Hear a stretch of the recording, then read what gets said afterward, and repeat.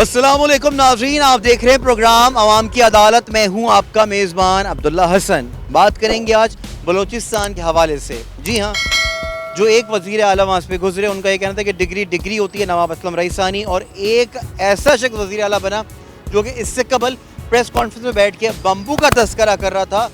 मुझे बलूचिस्तान की किस्मत के ऊपर हैरत होती है और अफसोस होता है कि इस तरह के लोग भी और इस तरह की गुफ्तगू करने के बाद भी वहाँ की चीज़ों को संभालने के अहल हैं। जी हाँ, सनाउल्लाह ज़हरी साहब, उन्होंने एक प्रेस कॉन्फ्रेंस के इस तरह की तस्करा करा और उसके बाद भी, उसके बावजूद भी वो वहाँ के वज़ीर आला बने। बेशक मरी मुआहदे के तहत ही बने, लेकिन चीज़ें जो हैं वहाँ पे मज़ीद वर्स्ट होती चली जा रही हैं। क्यों हो रही हैं, इसके ऊपर ज़रूर बात करेंगे। मुबस्सिरीन इससे कबल क्या राय रखते हैं, लेकिन आवाम की राय बहुत ज़्यादा इम्पॉर्टेंट है मेरे लिए, हमारे प्रोग्राम के लिए और हमारी इस कंट्री के लिए भी, क्योंकि जो नीचे से जो बातें होंगी वही ऊपर तक हुकाम वाला तक पहुँचनी बहुत ज़्यादा इम्पॉर्टेंट है। मुबस्सिरीन का यही कहना है कि वहाँ पे लॉ इन्फोर्समेंट एजेंसीज़ हैं, उनका आपस में कोऑर्डिनेशन गैप है, बहुत ज़्यादा खला है। इस वजह से वहाँ के मसाइल मज़ीद बढ़ते चले जा रहे हैं। इसके ऊपर आवाम क्या राय रखती है, आइए बात करते हैं। काम करने वाला ना हो तो हमें कोई ज़रूरत नहीं किसी बैठने की भी। सुना जी, मुझे वो बंदा पसंद है, हम सब की ये पसंद है जो कोई काम करे, काम करने वाला हो चाहे कोई भी हो। जाम कमाल साहब जो थे वो मामलात वहाँ के देख रहे थे। कोई भी बंदा हो, कहीं से भी हो, हमारे पाकिस्तान कहीं से भी आए हमारे सूबे में तो काम करे। ये नहीं कि सिंध की सूबा अलग, पंजाब की अलग और बलूचिस्तान की अलग। पूरे पाकिस्तान की मैं खैर मांगता हूँ। सुना जी, पूरे पाकिस्तान की मैं खैर मांगता हूँ ताकि हमारे ऊपर ऐसे लोग मसलत होए ताकि काम करे। आयूब के दौर में जो है चार आने चीनी बढ़ गए हैं, 4 आने चीनी बढ़ गए, पूरे पाकिस्तान निकल गए हैं। उसमें से 2 आना जो है उन्होंने गवर्नमेंट ने काबू कर लिया। 2 आना जो है उन्हें अब इस दौर में 3,300 रुपया बढ़ गए गंदम में। कोई बोलने वाला नहीं है। तो बाबा बेहतर पता होगा कि अब्दुल कद्दूस जो हम तो नहीं जानते उनको वहाँ पे, और जो सरदार रिंद मोहम्मद है उनको हम तो नहीं जानते। आपको बेहतर पता होगा इनमें से काम करने वाला कौन सा है। भाई मैं तो ये बोलता हूँ कि अब तक तो लोगों ने खास करके काम नहीं किए, इसलिए हम लोग रो रहे हैं। पीटीआई के वोटर्स की बात की ना, तो कहाँ वोट पड़ा। इतनी पंजाब के कंटोनमेंट बोर्ड में जो इतनी बुरी तरह शिकस्त हुई उनको, भाई आप इतने हाजी नमाजी हैं, इतने पाक साफ़ हैं, आप कैसे हार गए। चले कराची में तो डिफरेंट एरियाज थे ना, पंजाब में तो आपकी मतलब हुकूमत है, 3 सूबों को आप रन कर रहे हैं, उसके बावजूद कंटोनमेंट में आप हार गया। तो ये मतलब क्वेश्चन मार्क है आपकी गवर्नमेंट पर। असद उमर साहब को ढूंढ रहा हूँ, अल्लाह उनकी बख्शिश फरमाए। मुझे क्या मिली नहीं है, वो 34 रुपये लीटर पेट्रोल पर लेकर आना था उन्होंने। आपने 50 लाख घर देने का वादा किया था, 1 करोड़ नौकरियाँ देने का वादा किया था। ओवरसीज़ से लोग पाकिस्तान आएंगे नौकरियां करने के लिए। मुझे बता दें, सिवाय मैडम सानिया नश्तर के अलावा कौन सी ये खातून है, खातून को भी छोड़ दें, पूरे आपका ताल्लुक माशाल्लाह मीडिया से, पूरे पाकिस्तान में आप घूमते हैं, मुझे किसी दूसरे बंदे का नाम शो कर दें कि जो किसी भी मुल्क से अपनी नौकरी छोड़कर पाकिस्तान में नौकरी कर रहा हो इस वक्त इन हालात में। मतलब आप किस तरफ जा रहे हैं भाई। आपने ये भी करप्शन है। करप्शन ये नहीं है कि मैंने आपने मनी लॉन्ड्रिंग कर दी, पैसा बाहर भिजवा दिया।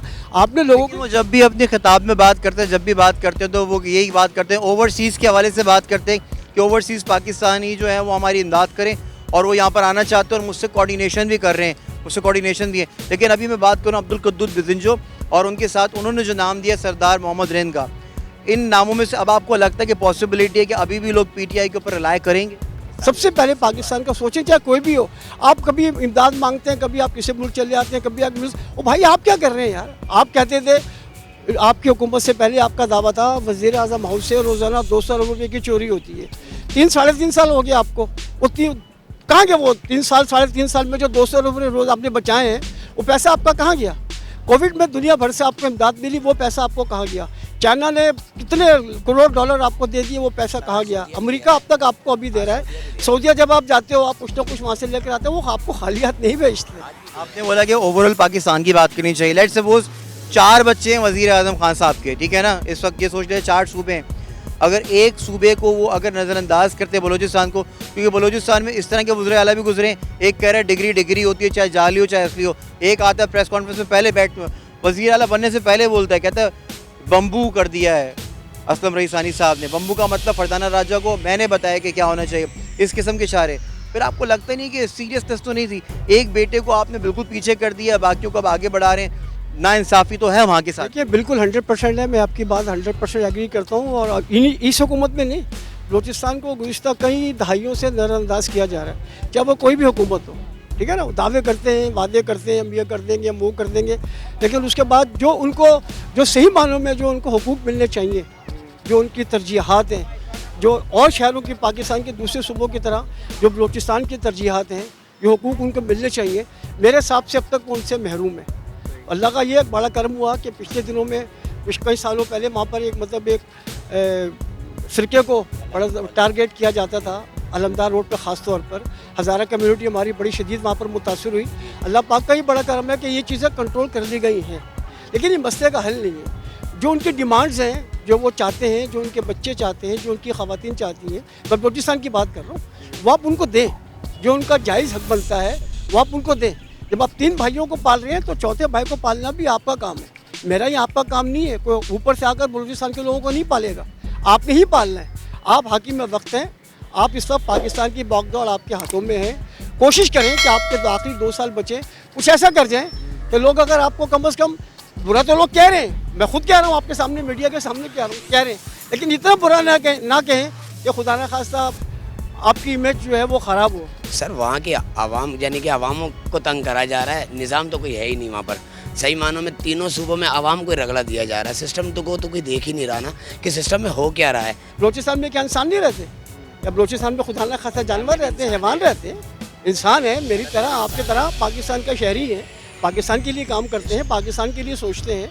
तो क्या बलूचिस्तान के लिए अगर आप आवाज़ उठा रहे हैं तो क्या आप ये गुनाह कर रहे हैं? यहाँ के रिहायशियों का, यहाँ के बासियों का और बलूचिस्तान वालों का यही मानना, यही कहना है कि जो सीरियस हो, जो काम करे, व्हाटएवर वो कहीं से भी हो, वही वहाँ पे वहाँ की क़यादत संभाले बलूचिस्तान की। अपने मेज़बान अब्दुल्ला हसन को दीजिए इजाज़त। अल्लाह हाफ़िज़।